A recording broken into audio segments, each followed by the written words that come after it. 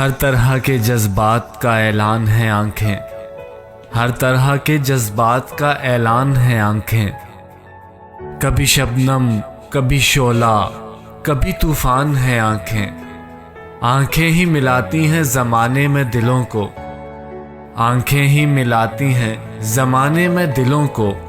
इंसान के सच झूठ की पहचान है आंखें, और आंखों से बड़ा कोई तराजू नहीं होता, आंखों से बड़ा कोई तराजू नहीं होता।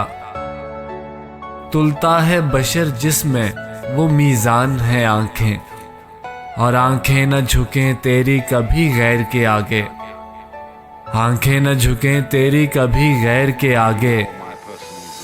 दुनिया में बड़ी चीज़ मेरी जान है आंखें।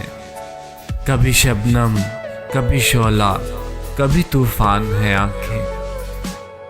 ये इंतखाब आदिल हुसैन सवाती साहब ने झेलम से हमें सेंड किया।